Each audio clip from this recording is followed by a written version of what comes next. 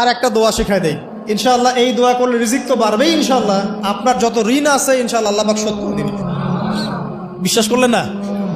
এই দোয়া শিখাই দিচ্ছি, এজন্য আমাকে হাদিয়া দেওয়া দরকার, স্পেশালি আমাকে এখন হাদিয়া দেওয়া দরকার। এটা গুরুত্বপূর্ণ দোয়া শিখাই দিচ্ছি। আলী রাদিয়াল্লাহু আনহু বলেছেন, কোন ব্যক্তির যদি পাহাড়ের সমানও ঋণ থাকে, এই দোয়া যদি আমল করে আল্লাহ পাক ওই ঋণও শোধ করে দিবেন ইনশাআল্লাহ। আর ঋণ কেমন জানেন? ওই যে এখন মানুষ ঋণ নিচ্ছে 1 কোটি টাকা ব্যাংক থেকে, 2 কোটি টাকা ব্যাংক থেকে, হ্যাঁ, কত বছর, 10 বছরের জন্য, 20 বছরের জন্য বাড়ি করছে, তাই না? তার ধারণা এমন যে সে মারা গেলে তার ঋণটা কেউ না কেউ শোধ করে দিবেই দিবে, তাই তো? আর আল্লাহ রসুল কি বলছেন দেখেন, একজন মারা গেছেন, নবী সাল্লাল্লাহু আলাইহি ওয়াসাল্লামের সময় একজন মারা গেছেন। তো নবী করিম সাল্লাল্লাহু আলাইহি ওয়াসাল্লাম বলছেন, এই ব্যক্তির কি কোনো ঋণ আছে?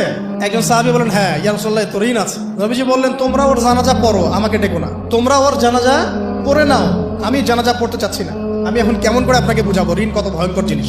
আপনি যে ব্যাংক থেকে 3-4 কোটি টাকার লোন নিয়ে রাখছেন, লাখ লাখ টাকা লোন নিয়ে বসে আছেন, দিব্যি সুখে বসে আছেন, এমন চিন্তায় যে আপনার মৌত হবে না। আর নবী সাল্লাল্লাহু আলাইহি ওয়াসাল্লামের সময়ে একজন মারা যাচ্ছেন, তিনি বলছেন তোমরা জানাজা পড়ে নাও, আমি জানাজা পড়তে চাচ্ছি না। মানে ঋণগ্রস্ত ব্যক্তি জানাজাও তিনি পড়তেন না। তারপরে একজন এসে বললেন, ইয়া রাসূলুল্লাহ, আমি তার ঋণ শোধ করে দিব, তার যা ঋণ আছে আমি শোধ করে দিব। তখন নবী এসে জানাজা পড়লেন সাল্লাল্লাহু আলাইহি ওয়াসাল্লাম।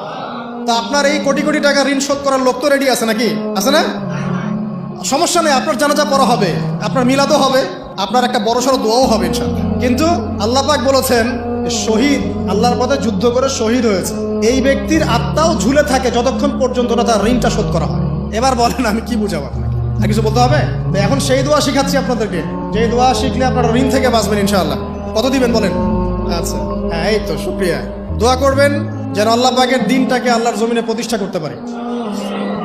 আমার সাথে বলেন, দোয়াটা হচ্ছে, আল্লাহুম্মা ইকফিনি বিহালালিকা আন হারামিকা ওয়া আগনিনি বিফদলিকা আম্মান সিওয়াকা।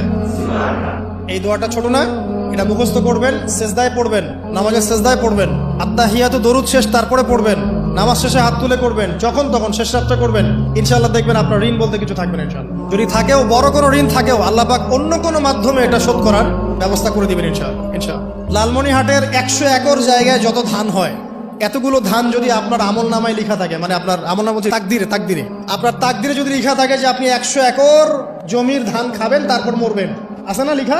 একটা দানা কম বেশি হবে?